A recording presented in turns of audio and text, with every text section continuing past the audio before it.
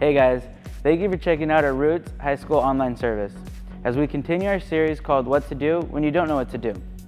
Today we'll be talking about how God is always with you even during the hard times in life. So before we start, fill out a Connect card or prayer request in the links above. You can also ask your host right now to pray with you live. I hope you guys enjoy the service, and I'll see you right after the message. Roots Online service starts right now.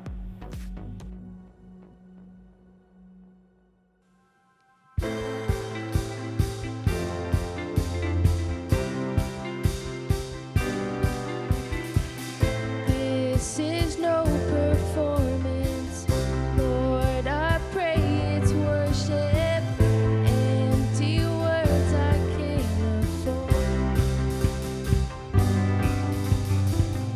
I'm not chasing feelings.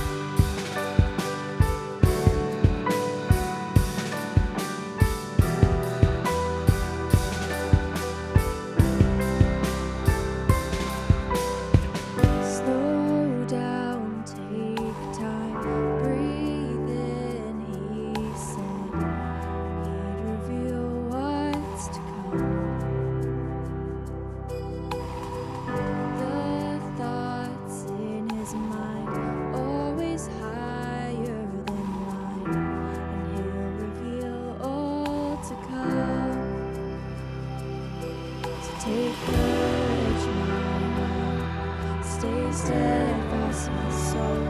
He's in the waiting. He's in the waiting. Hold on to him as your triumph unfolds. He's never failing. He's never failing.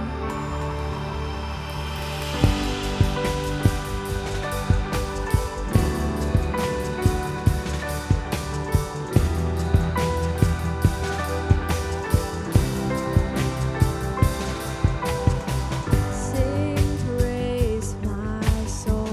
Find strength in joy. Let His words lead you on. Do not forget His great faithfulness. Finish all He's begun. So take courage, stay steadfast, my soul. He's in the waiting. He's in the waiting.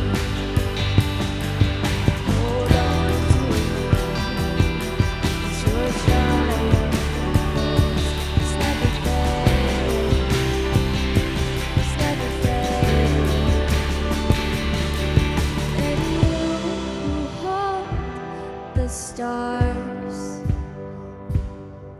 who call them each by name, will surely keep your promise to me, that I will rise in your victory.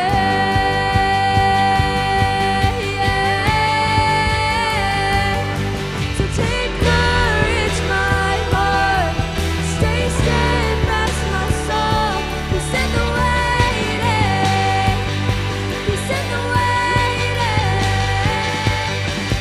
Hold on to your hope. Watch your triumph unfold. He's never failing. He's never failing. Take courage, my heart. Stay steadfast, my soul. He's in the waiting.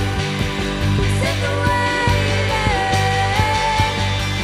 Hold on to your hope. Watch your triumph unfold. He's never failing. He's never failing.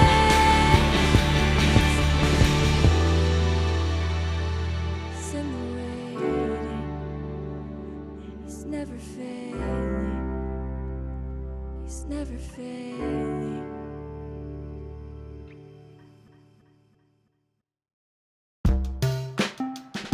So, when you don't know how to do something, how to fix something, or how something works, what do? Ask a teacher? Ask your parents? Ask your friends? Ask someone you really know and trust? No! You go to the internet and ask some randos. But I'm not talking about creeps here, I hope. No, I mean the people of the internet! You know, those people who make how-to videos. Because chances are, if you're trying to figure out something, someone on the internet has already figured it out for you. Things like, how do I unsend a text? No. How do I do a winged eyeliner? How do I get rid of the zit by Friday night? How do I get out of gym class? How do I screen cap Snapchat without getting caught? They'll never know. But then there are things in life that don't have an easy fix, that don't have a simple solution, that don't have a how-to video. Things like what to do when you have problems with family, or when it seems like you have no control in your life, or what to do when someone has done something to you. I mean, clearly, they gotta go. The truth is, there's a lot of life that doesn't have a solution you can just find online. So how do you know what to do when you don't know what to do?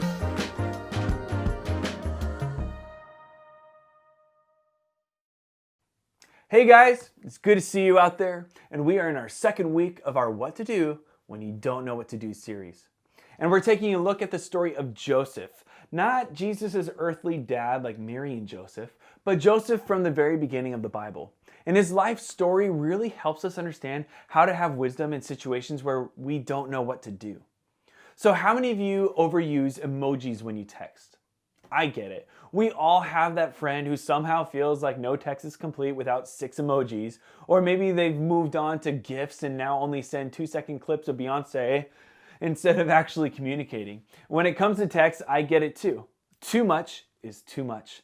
But at the same time, I've got to be honest. Emojis and GIFs have helped me out a bunch of times. And here's what I mean. Check out the laughing tear face emoji. I use this one all the time. It's actually my number one. And sometimes I mix it up and I use laughing tear face cat. And on a little side note, emojis sound weird when you try to describe them using words. But when my friends and I are sending each other dumb gifts, a lot of laughing tear faces are sent in response. They're also sent when I have no idea what else to say and I just want to laugh. Anybody else do that? Here's another one, the winky face.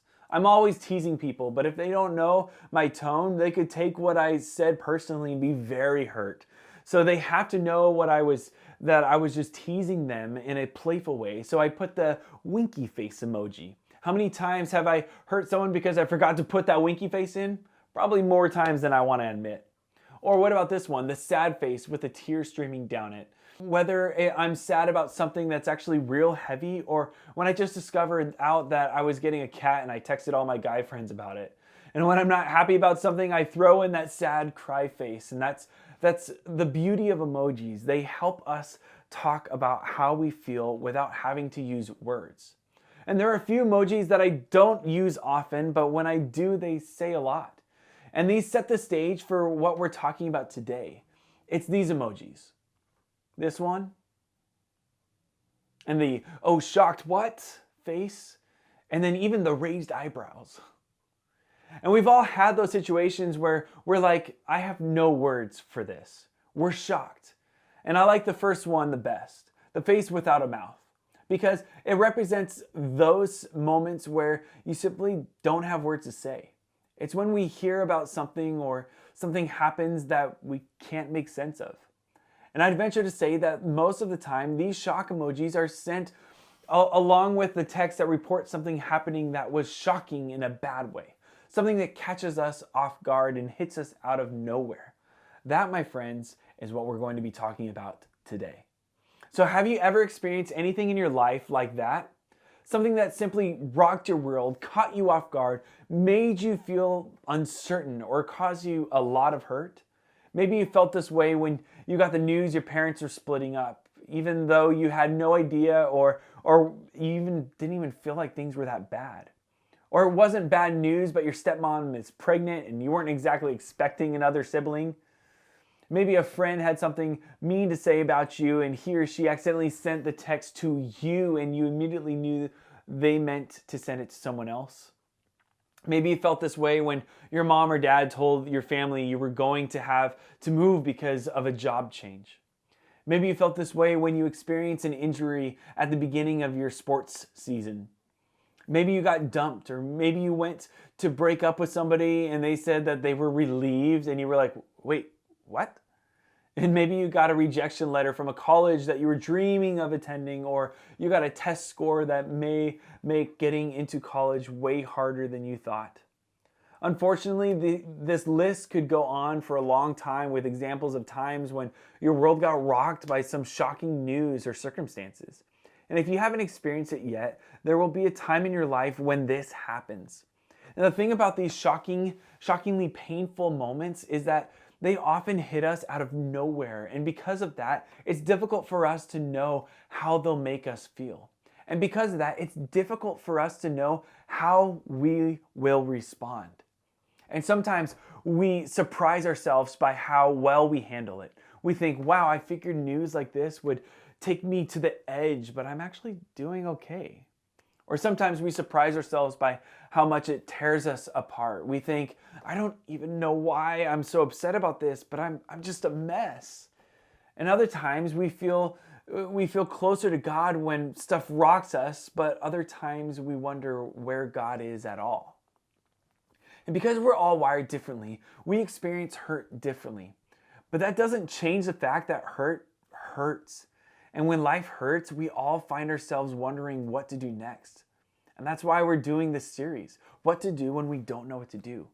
because we all encounter those no words emoji moments. And so did Joseph. And we begin this series by talking about him last week. And this week, his story continues in a way that can only be described as like the face. Joseph is one of the most famous people in the Old Testament of the Bible. And Joseph had some family drama he definitely played a part in creating. And he was his dad's favorite child and therefore given special treatment compared to his brothers. On top of that, he had a dream that his brothers and even his parents bowed down to him out of respect and honor. And because Joseph seemed to have a hard time picking up on social cues, he shared his dream with his family. And you can imagine how well that went over. His brothers were not okay with him being dad's favorite. His brothers were not okay with him sharing his dreams of ruling over them one day. So how did they respond? Check out this verse in Genesis 27:18. It says, "But they saw him in the distance, and before he reached them, they plotted to kill him." That just went from 0 to like 100 really quick. And it continues in verse 19 and 20. It says, "Here comes that dreamer," they said to each other.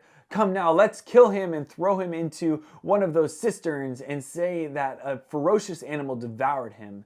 Then we'll see what comes of his dreams." Despite his anger towards Joseph, one of his brothers actually had a conscience in the moment. Verse 21 and 22 say, "When Reuben heard this, he tried to rescue him from their hands. 'Let's not take his life,' he said. 'Don't shed any blood. Throw him into the cistern here in the wilderness, but don't lay a hand on him.' Reuben said this to rescue him from them and take him back to his father." So thank goodness for Reuben. He convinced his brothers to throw Joseph into a well instead of going homicidal on him. And he even planned on coming back to rescue Joseph later. And the brothers listened to Reuben. And when Joseph approached, they ripped off the special coat his father had given him, and they threw him in a well. And if Joseph had a phone, this is when he would have texted his best friend. Quote, "When your brothers tear up your jacket and throw you in a well." But they're still not done with him. They notice a caravan of traders approaching. And Judah, another one of Joseph's many brothers, suggests they sell Joseph to these traders. After all, selling Joseph to a group of people who would most likely make him a slave is much better than murdering him, right? So that's exactly what they do. And they dip Joseph's coat in the blood of a wild animal, take it to their father, and tell him that Joseph was likely attacked and killed by an animal. What a cover story. And verse 32 says, "They took the ornate robe back to their father and said, 'We found this. Examine it to see whether it is your son's robe.'" That last line tells us everything we need to know about the situation.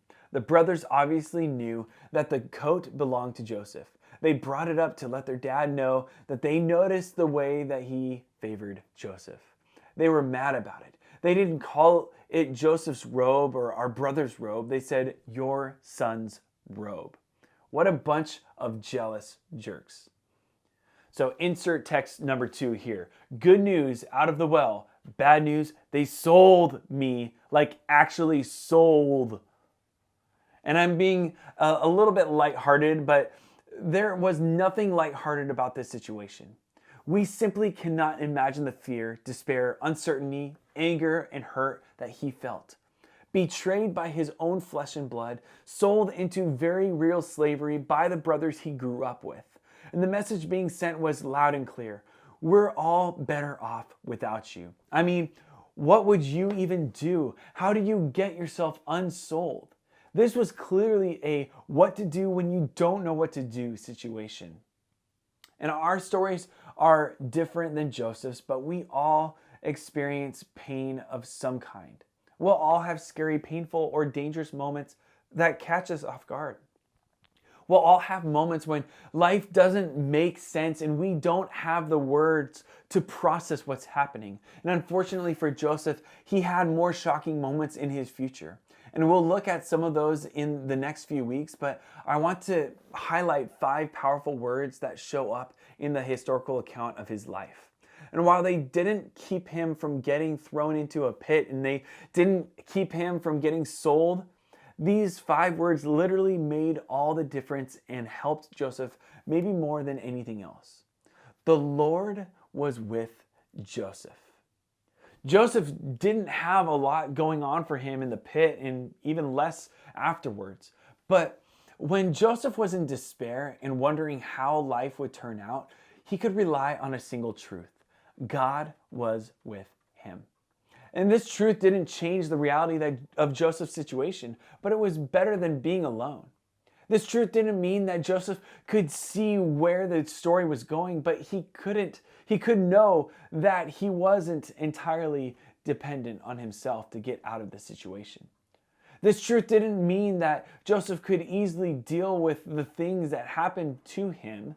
It didn't mean that he had a reason or explanation for the pain in his life, but he didn't have to figure out things all by himself. And the same is true for you. When there is nothing you can do, God is with you. When life hands you shocking news and you don't know what to do, God is with you. Truthfully, we hear that all the time. So often that the words lose their meaning. We don't feel them, but think about it for a second. God is with you.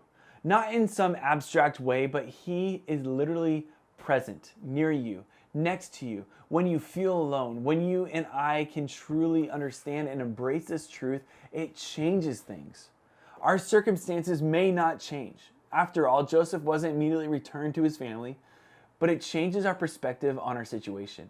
And maybe more than anything, it gives us hope that we can keep going even when it feels like we can't.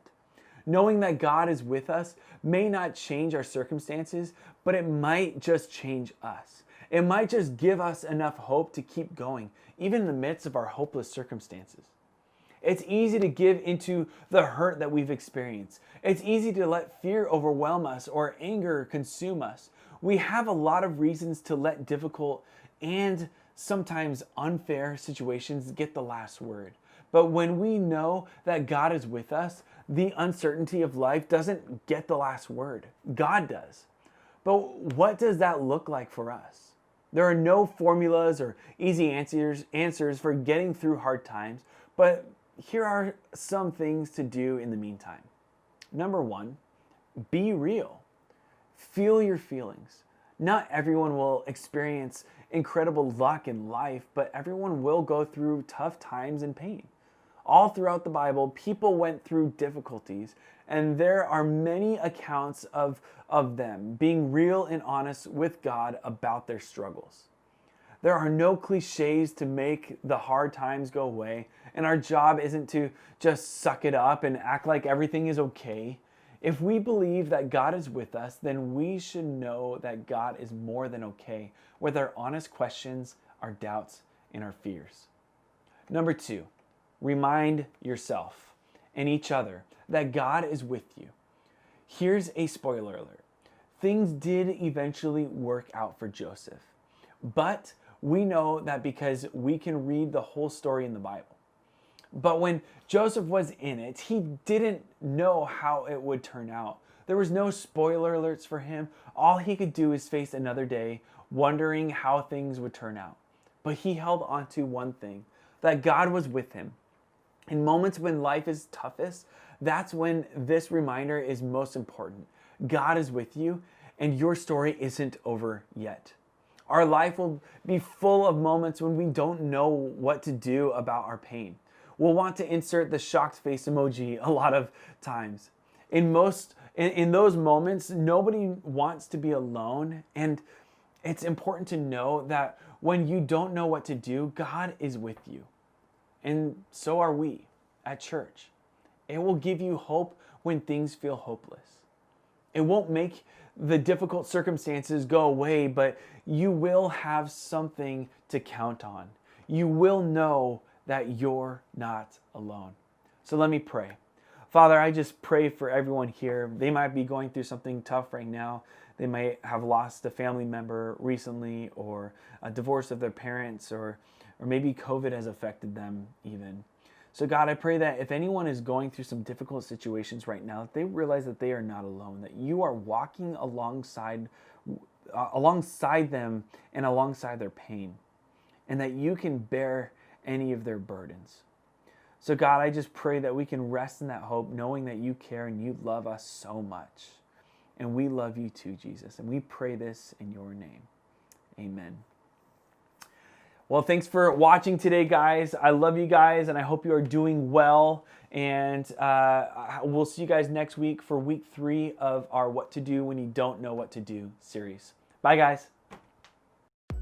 Hey Roots, I'm so glad you guys could join us today, and I hope that the message helped you understand that God is going to be with you no matter what difficulty you go through in life. Thanks again for joining our Roots service today. Before you sign off, stick around and chat with your online host. Answer the questions that'll be up on the screen and discuss with your Roots family. We'll see you guys back online next week. Bye guys.